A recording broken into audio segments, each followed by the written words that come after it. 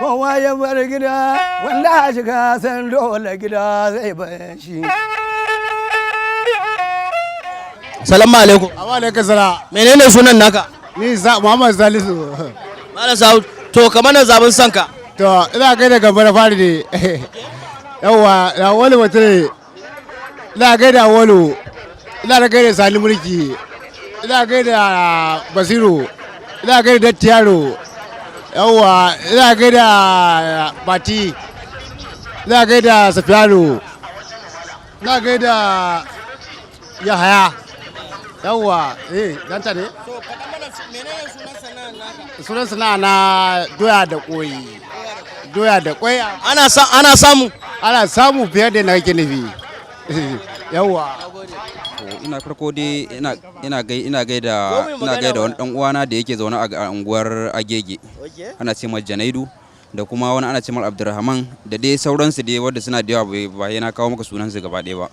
Duka ina miƙa gaisuwa da su. Bayan na yi bayani na daban-daban, a waka ta daban-daban, ai shiri na gashi na yi mai, to waka sai gashi na yi mai, Alhaji Haruna garkuwan makoda na ya bata ka garkuwan gida. To menene sunanka? Sunana Haruna. Haruna. To yanzu zaka mana zaben sanka. Kana da mutane da kake so ka gaida? Ina da mutane da zan gaida su kamar irin mutane musamman na Maiduguri. To gaida su suna jin ka. Ina son gaida su mutane Maiduguri saboda abin da ya faru da su gaskiya ina musu farin ciki da wani abu kuma da gwamnatin tana taimaka musu mu har ga Allah gwamnatin tana kokore saboda abin da tana taimaka musu saboda Najeriya ita kanta yanzu tana cikin matsala. So saboda matsalar Najeriya yanzu sai wanda ya ganewa. To saboda matsalar Najeriya yanzu in kai kan mai iya ganewa ne babu Buhari gaskiya yana taimako. Har ga Allah abin da yana yi yana taimako mu talakawa. So da Allah ta yashi addu'a Allah ya bashi lafiya kuma Allah ya taimaka mishi zuwa zabe na shekara 2019.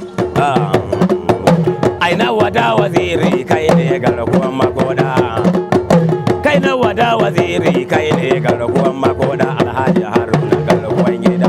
Baran yi ambato sunansu ba saboda suna da yawa, akwai Hausawa, akwai Arab, akwai Yarbawa, ba su da adadi ma. To yanzu kai menene sana'anka? Suna sai da fina-finan Hausa. Fina-finan Hausa, za ka iya mana tallan ga kanan ga fili ga doki. Ga fina-finai na kuma ga sana'ata, Allah kawo, Allah sa sana'a albarka. Na daɗe bayan haka yanzu akwai faresi sun zo sun kashe min kasuwa, kuma sa'annan har yau ina sai da su kuma kullum ina samu kaɗan-kaɗan, Allah sanya musu albarka. Abokina Emma Abubakar muna nan tare da shi a Lagos kuma da 'yan uwana suna can gida da su Abdurrahman Aliyu da su Ma'alam Gombo da su Muhammad. Ina gaida su saboda mun shekara da shekaru ba mu haɗu da su ba. Shekarun ma sun yawa ma gaba ɗaya.